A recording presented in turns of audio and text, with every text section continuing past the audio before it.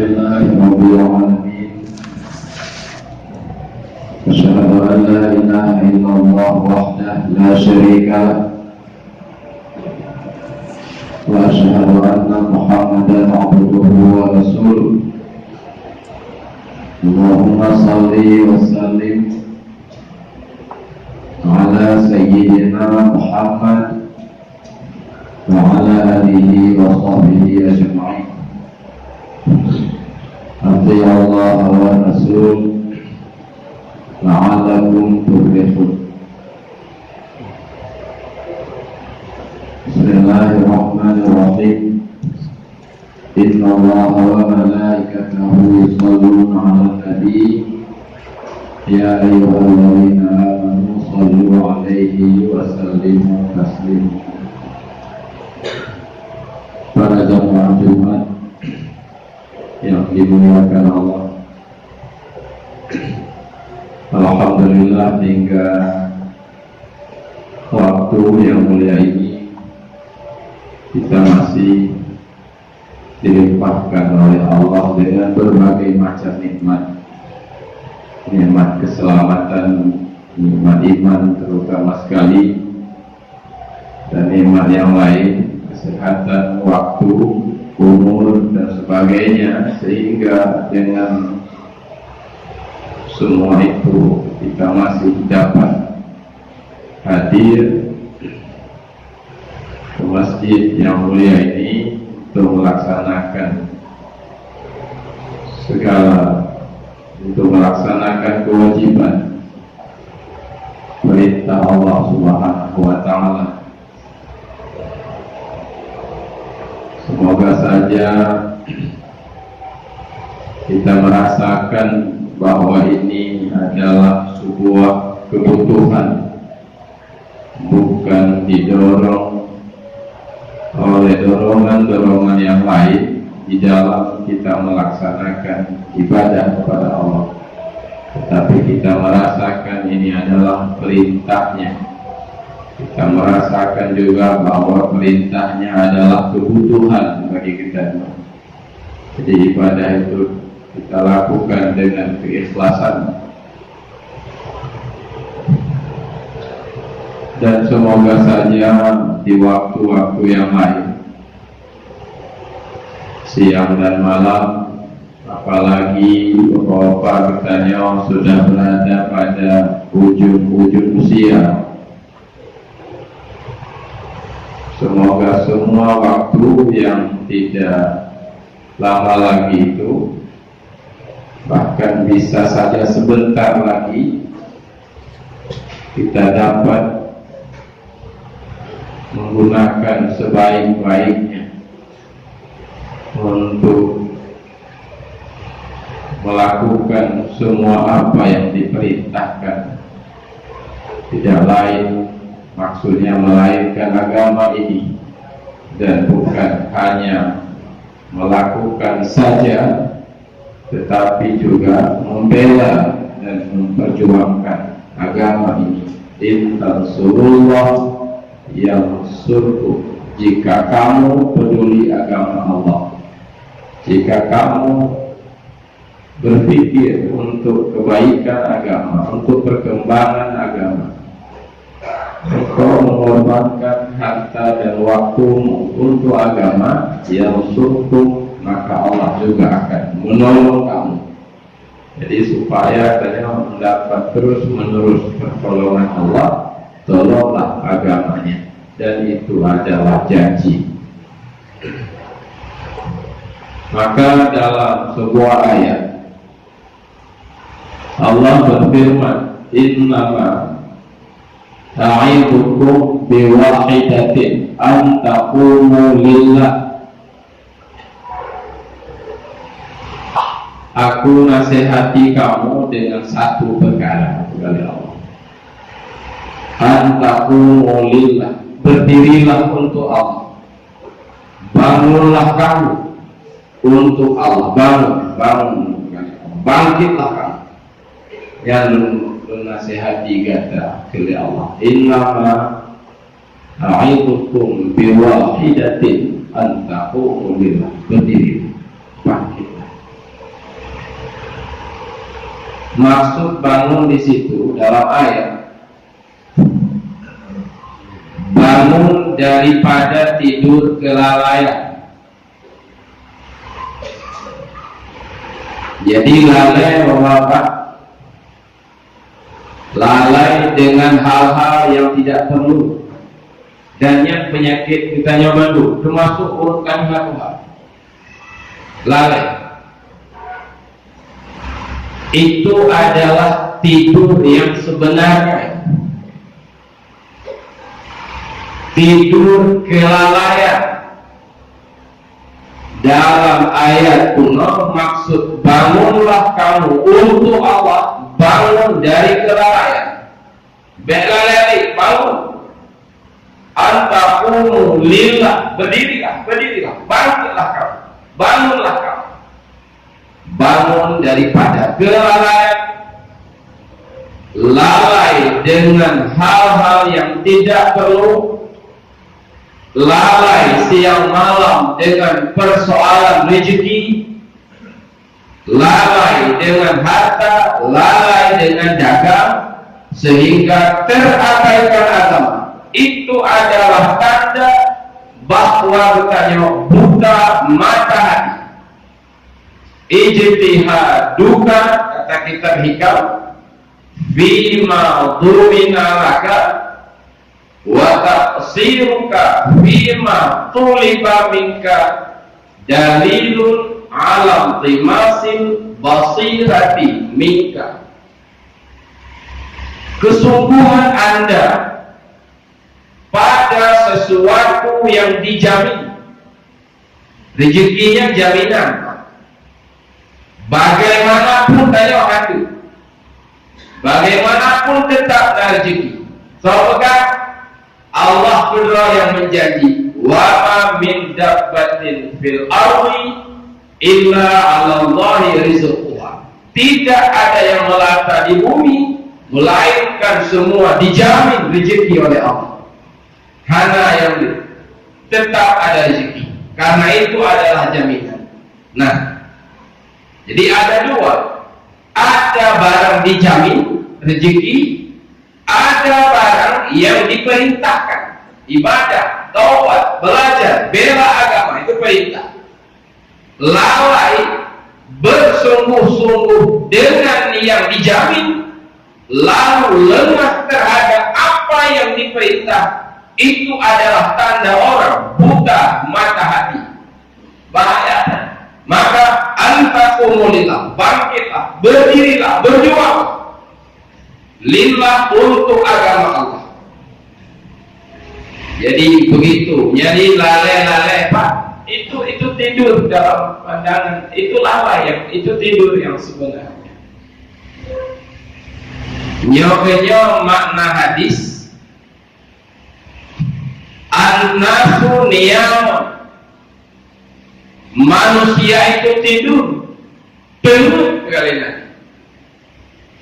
Faiza matu intabahu, apabila mereka mati baru mereka jaga. Yang jaga ini sedang tidur, begitu mati baru jaga. Mati Pak, kalau lagi dipahami oleh orang anti agama. Orang tidak beragama memahami mati, selesainya perjalanan hidup. Islam mengajari mati bukan begitu. Mati adalah melanjutkan kehidupan yang baru. Jadi kayak kalau di alam apa itu? Alam roh sudah, alam rahim juga sudah, alam dunia sedang berlangsung. Nama dua waktu alam udah cip. Alam barzakh namanya, yang terakhir ke alam akhirat. Alam barzakh bukan alam kubur, itu masih masuk dalam alam syahadah. Jika kalau nama tauleh masih kita bisa lihat, bisa kita pegang, itu alam syahadah masih. Bukan itu alam barzakh, itu alam kubur. Alam barzakh kita tidak mengerti. Tapi gambarannya begini, luas alam barzakh dengan alam dunianya sama seperti luasnya alam dunia ketika kita banding dengan alam rahim. Alam rahim kandungan ibu, coba bandingkan dengan alam dunia. Amat kecil alam rahim, amat besar alam dunia ini. Tapi alam dunia pak menyata banding dengan alam barzakh, alam bagaikan kita banding alam dunia dengan alam rahim. Alam dunianya lagi alam rahim bunyi. Bila dibanding dengan alam barzakh, di sana ada hidup. Kenabi di sana, kalau bukan kebun surga, rawatun min riyadil jannah, au hufratun min hufarin niran. Alam barzakh adalah jurang daripada jurang neraka. Di sana itu nggak ada ini lagi, nggak ada syariat, ada tobat, nggak ada lagi mau mengaji, mau ibadah. Nah, itu hanya menerima hasil daripada apa yang kita lakukan, dan yang dalam waktu dekat kita akan mengalami. Karena berbeda, bisa saja tersebut, bisa saja 10 detik, bisa saja 20 tahun lagi, tetap dekat, karena barang pasti tetap dekat. Jadi bahaya kayu sedang berada dalam persoalan besar. Karena kayu sedang dalam perjalanan. An-nasu niyamun, orang banyak yang tidur. Apabila mati, intabahu, baru mereka terjaga. Maka di ayat 24, antaqumu lillah, bangunlah kamu, jagalah sebelum mati, usahakan goh mati jika jaga, sampai jaga dengan kematian. Ini macam tanda orang bangun dari kelalaian. Kita coba pelajari, kita simak, maka kita masuk ke dalam orang jaga. Pertama adalah dia itu sudah mulai menghitung-hitung nikmat pada dirinya. Ya, kamu kalau nikmat lu tak rupanya nikmat betul. Dan naiklah itu. Setelah dia melihat nikmat, dia mengakui bahwa kita ini tidak mampu mensyukuri nikmat. Kita kalau kita hitung-hitung, ya Allah, hai syukuri, maknanya begitu. Hai mampu kita syukuri nikmat Allah. Tapi tanya tetap wajib kita syukuri terus nikmat. Tetapi nikmat Allah di luar kemampuan saja untuk kita syukuri. Karena besarnya nikmat, sedikitnya syukur kita. Bahkan syukur sendiri adalah nikmat yang perlu disyukuri juga. Begitu kita bersyukur, itu nikmat baru. Begitu kita bersyukur lagi, itu nikmat baru.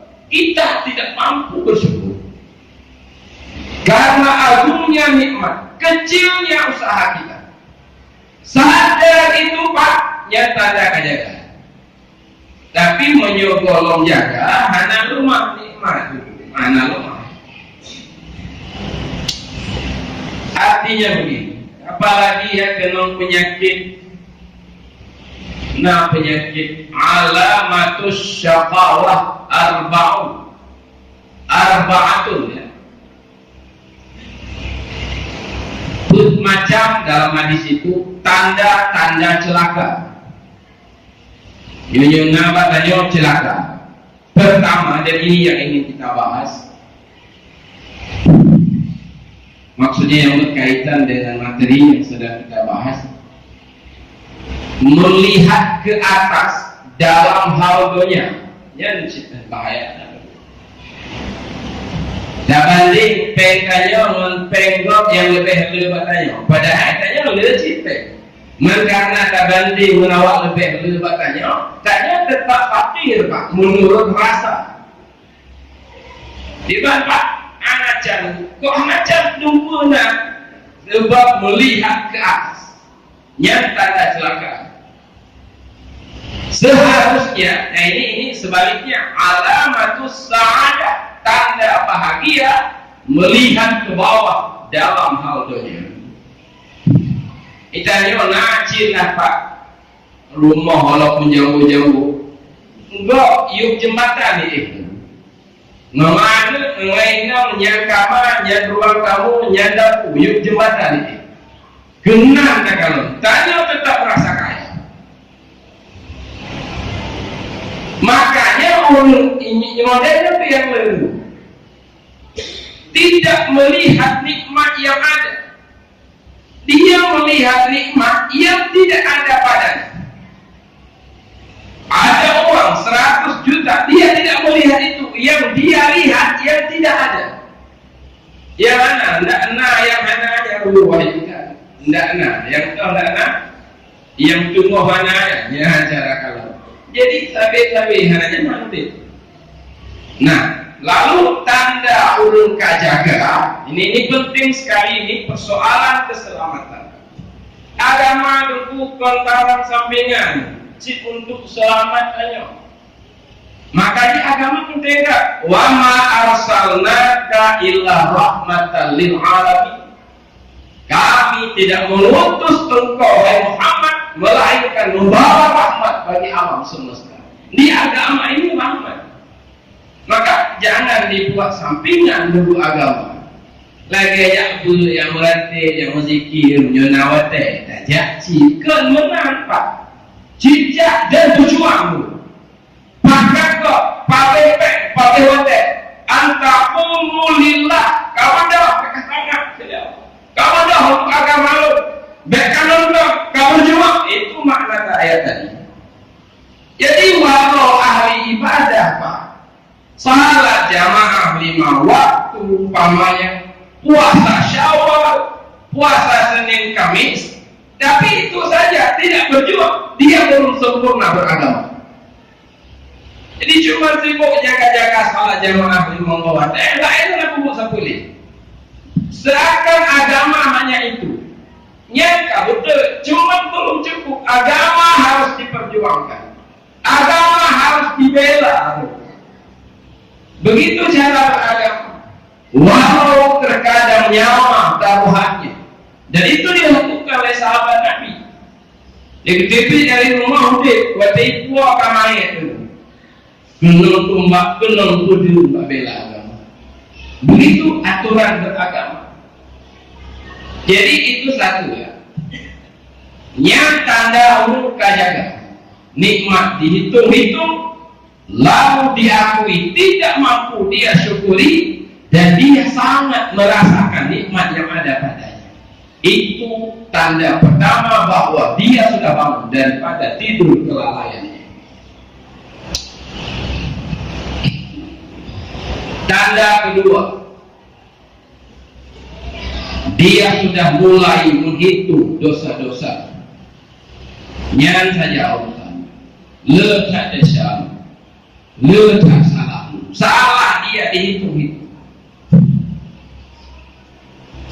Atau menolak. Nyo dengan cita nyo tertipu. Dosa tanya atau jamu mantong dosa yang anuronya. Walau tanya kata haji. Walau tanya kata jamu, kata yang melatih, kata tengah jamaah 5 waktu, mantong dosa, mantong tu. Dosa tetap masih ada selama dia belum melakukan taubat nasuha. Masalah dia sekarang sudah sembahyang itu bukan taubat. Tidak ada taubat, cuma wajib roh. Puasa tidak ada taubat, wajib roh. Sembahyang lain kewajiban, puasa lain kewajiban, haji lain kewajiban, taubat lain kewajiban, bukan satu. Maka di bunuh dalam hadis kuno, tanda celaka yang kedua, saya tidak habis baca tadi karena bukan menjadi tujuan. Tanda celaka yang kedua melupakan dosa masa lalu, padahal dosanya masih tersimpan rapi.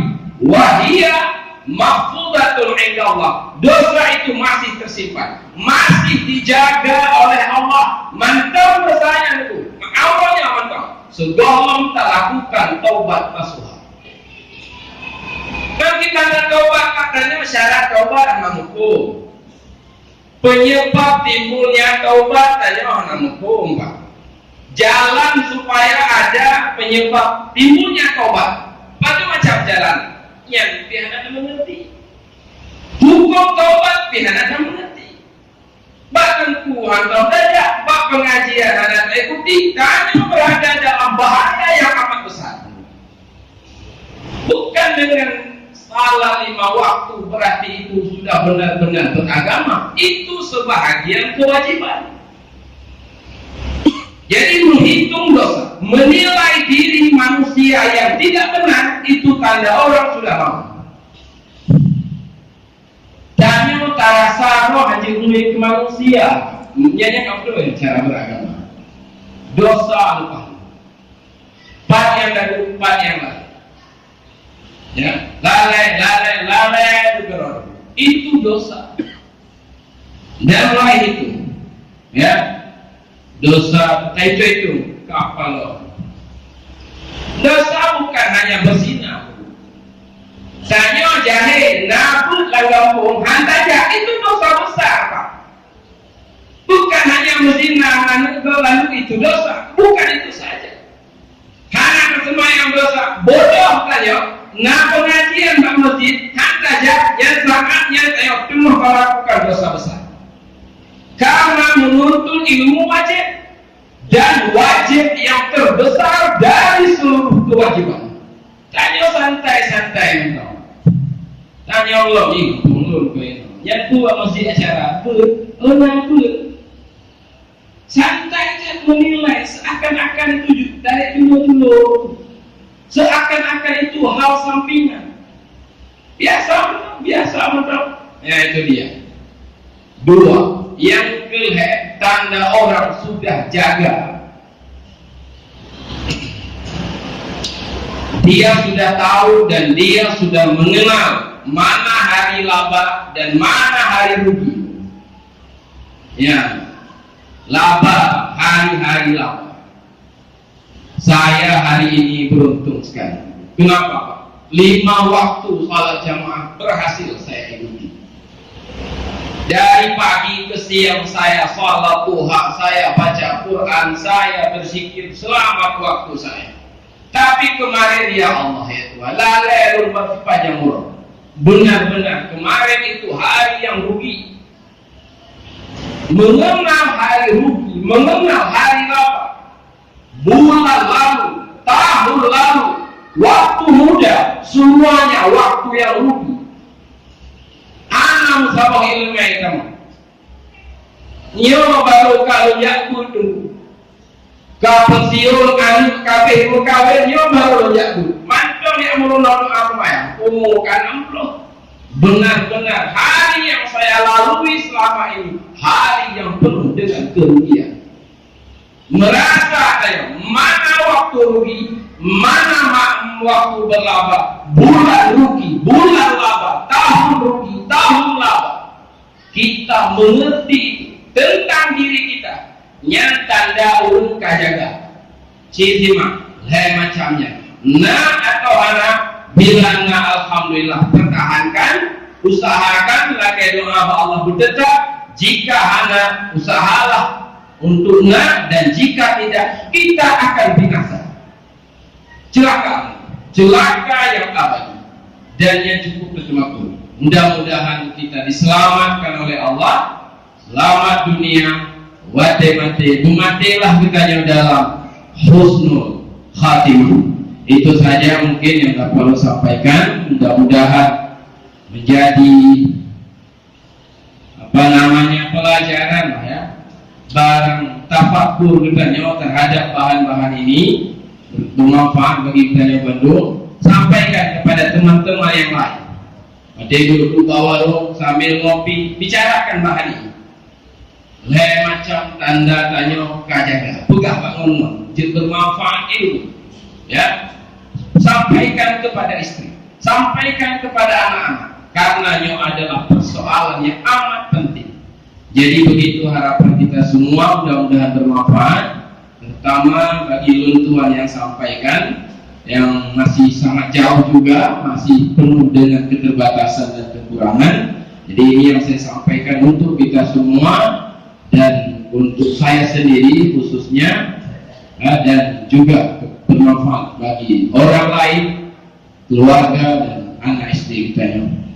Demikian saja, mohon maaf sekali lagi atas segala keterbatasan. Terima kasih atas waktu dan perhatiannya. Alhamdulillahirabbil alamin.